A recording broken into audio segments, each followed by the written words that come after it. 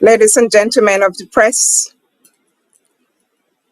good morning and welcome. It is always a delight having you with us for a conversation during such critical times in our history. I am Professor Bridget Tebor from the University of Massachusetts, Dartmouth, USA, and I'm also the Executive Assistant to the President, Federal Republic of Ambazonia. On behalf of the peoples of Southern Cameroons, aka Ambazonia, and its leadership under the mandate of His Excellency, Dr. Samuel Ekome Sako, I wish to thank you very much for your presence here today. You are well aware that the 6 years long war in our homeland, Southern Cameroons, that was forced upon us was based on unaddressed, long-standing grievances dating back to the 1960s or the colonial era, when we peacefully requested reforms, primarily in the education and judicial sectors. The colonial government's response was brutal. Several protesters were arrested and detained. By early 2017, the peaceful agitation had morphed into an armed conflict, an existential conflict for us, given that we have the duty to ensure our existence within the community of nations of the world. The Republic of Cameroon's president, Paul Biya, has labeled us terrorists and has been disinclined to any form of honest and or inclusive mechanism to end the war. According to him, awarding us a special status would be a way out of the carnage. And one wonders what that special status really means. You are also aware that the Republic of Cameroon boycotted the Swiss-led mediation after pretending to be a party of it for over 2 years. Most recently, they deceived some individuals within our community and the Canadian government on pre-talks, only to turn around and deny their own participation at the said talks. Our people on the ground remain the victims. La République du Cameroon forces of occupation have continued indiscriminate arrests, killings, torture of civilians, and razing or burning down whole villages. Impunity remains the order of the day, encouraging the abusers, fueling further violence and harm, and prolonging the conflict. Human rights reports, UN High Commissioner for Refugees, and other NGOs have consciously reported, I might add with great underestimation of the overall collateral damage. More than 45,000 of our people have been wasted, to say the least. More than 2 million displaced. Even as we speak, some have recently died in the oceans of Antigua while trying to escape from that war. And we wonder why the media mostly reported without seriousness. Unfortunately, this onslaught of genocidal proportions somehow remains one of the highly underreported wars in recent times. As for the reasons for this silence, your guess is as good as mine. French Cameroon's rhetoric, which has engulfed mainstream media, has been very unfair. The gimmick is to misinform, disinform, and manipulate. One of such that we have identified is the question of a referendum proposed as a way to end the conflict. And that will be our main focus for today. The interim government's position on the issue of a referendum is as follows. To all Ambazonians and internal and external stakeholders, there are divergent views and proposals among stakeholders, both international and externally, on how to resolve the ongoing conflict in southern Cameroon's, aka Ambazonia, that has resulted in an unprecedented 21st century genocide perpetrated by the Biya regime of the Republic of Cameroon, or La République du Cameroun. Among these divergent views is a proposal for a referendum to be held in the territory of Southern Cameroon's former UN Trust territory under the United Kingdom administration, in order to determine the future of Southern Cameroon's, aka Ambazonia. Cognizant of UN General Assembly Resolution 1608, paragraph 25 of the 21st April 1961, granting independence to the UN Trust Territory of Southern Cameroons, and the subsequent non-execution of all the processes of decolonization prescribed therein.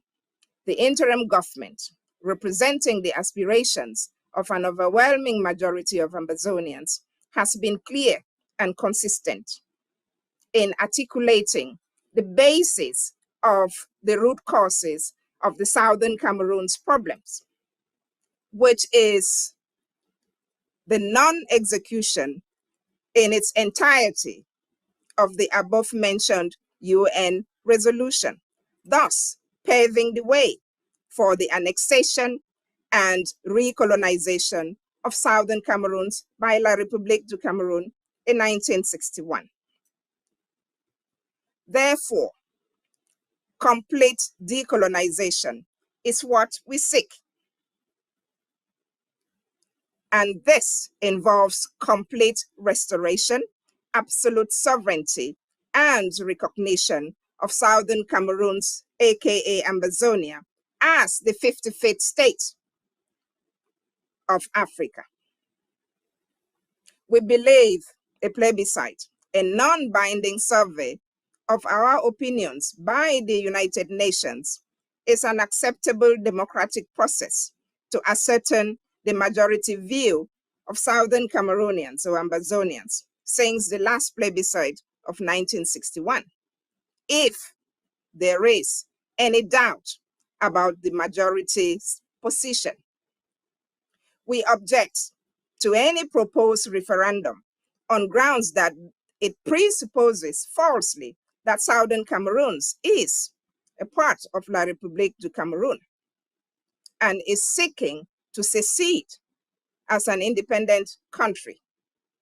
We were granted independence in 1961.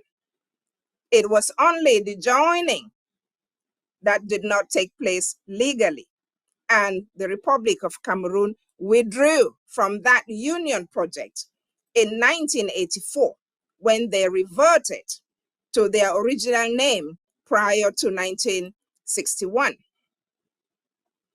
We have never been part of the Republic of Cameroon, so we do not need a referendum to decide if we can separate from a non-existing union. Also, a binding referendum will exclude the genuine dialogue we need to address the root causes of the conflict because it is based on winner takes all. We are not fighting to change the form of government in the Republic of Cameroon or La République du Cameroun. We are not also fighting for constitutional changes within the Republic of Cameroon or French Cameroon. We are fighting against annexation and recolonization. We are defending our restored independence. Annexation cannot be resolved through a referendum because it is either a right or wrong issue, just as the solution for rape is not marriage. No, we do not need a referendum to tell right from wrong. we need the international justice system activated properly or negotiated settlement without preconditions. You are aware that after World War I, British Southern Cameroons, as well as French Cameroon, became a League of Nations mandate. From 1922 to 1945, they both became mandated territories. This historical background is essential to understand why we are here today. After 1945, both mandated territories became trusteeship territories under the United Nations, as stipulated in Chapter 12 and 13 of the United Nations Charter.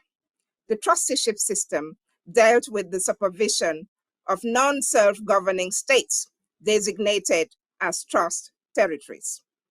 And that was what we were, a trust territory.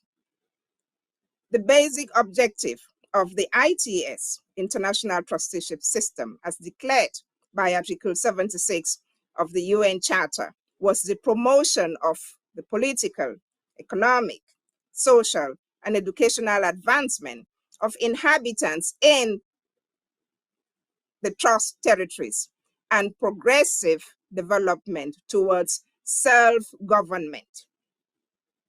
The trusteeship agreement, which brought British Cameroons under the ITS, was approved on 13th December 1946. The UN, having recognized Southern Cameroon's sovereignty, didn't give a referendum at that time. Rather, they gave the peoples of Southern Cameroons a plebiscite. A plebiscite is a consultation of opinion. It wasn't a referendum. It wasn't law. If the UN thought we were not autonomous, but just a tiny part of La République du Cameroun, they would have, at that time, given us a referendum. During that plebiscite, given the limited choice available to British Southern Cameroons, they entered into a trial relationship of a federation of two states of equal status, because French Cameroon got its independence on 1st January 1960, while British Southern Cameroons got her independence on October 1st, 1961. If that is not proof that we are two separate states, I don't know what else can demonstrate that. A plebiscite presupposes that we are two different people seeking to establish our sovereignty.